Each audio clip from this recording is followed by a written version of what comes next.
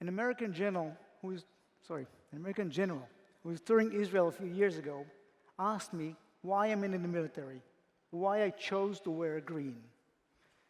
My answer was simple, because of what happens on the other side of that fence. What happens on the other side, she asks.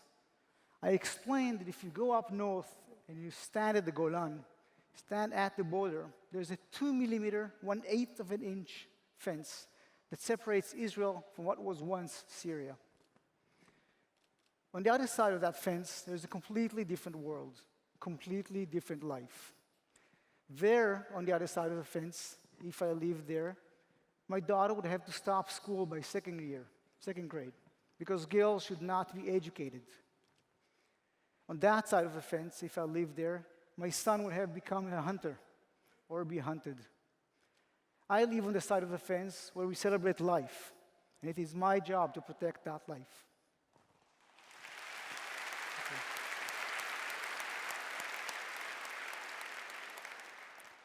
As a Northern Command surgeon, I was the doctor responsible for caring for IDF soldiers stationed at Israel's northern border. For the last 4 years, the lives I work to protect have been extended to include men, women, and children, Syrians from the other side, who have become the victims of an internal, vicious, and seemingly endless war. It was February 16, 2013 when we got the first call. 7 Syrians arrived at the fence. They were badly wounded and needed immediate medical attention. A decision needed to be made. IDF medical teams treated the injured, lifted them into ambulances, and brought them to the trauma centers in the north of Israel. This was only the beginning. The word spread rapidly and quietly among the Syrians, and it became known that if help is needed, it can be found. Just go to the fence. To date, we have treated more than 3,000 Syrians injured in the country's civil war.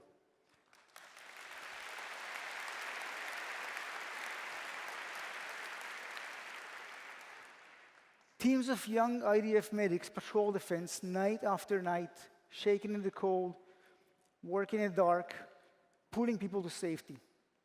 The Syrian risks their lives coming to us, so they do it under the cover of the darkness. We are proud of what we do, but I worry that someday someone will try to harm our crews while they're saving lives of those who've been taught for generations that we are their enemy. We are not their enemy. We are their ambulance drivers, their surgeons, their medics, their nurses, their pharmacists, their social workers.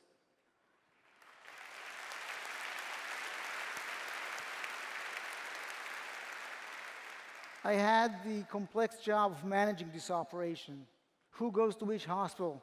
Who needs to be transferred by helicopter? Who can we help? And who is beyond our help? Even with 2 decades worth of professional training and experience on my side, the choices are complicated. Like a very small blanket being pulled in many directions, quite often you have to be creative, flexible, and willing to improvise. By now, we've gotten used to coordinating between the military and civilian hospitals.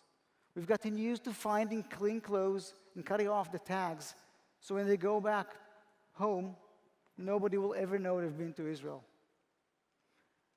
We've gotten used to the constant flow of patients to our nation's door, but there are some things you can never get used to. One night, 26 people came to the fence. Among them, there were 2 brothers, aged 5 and 7, accompanied by the grandmother. They were at a hospital in Syria, treated for injuries they had already sustained from an earlier airstrike when the hospital was bombed. The boys suffered severe burns.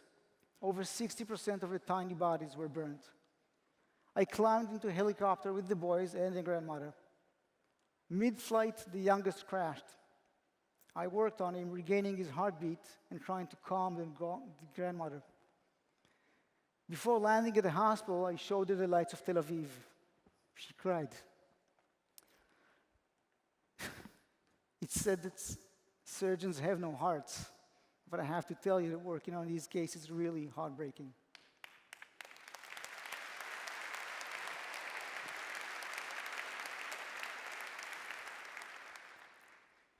toughest cases I will not talk about. Nobody thought the stream of Syrian patients would continue, but they keep coming, even tonight. And these days, more and more of these patients are women and children. I see this as a sign of trust. We do what we do freely and with all our hearts because it's within our ability. As an Israeli, I feel it's our duty to help whomever we can.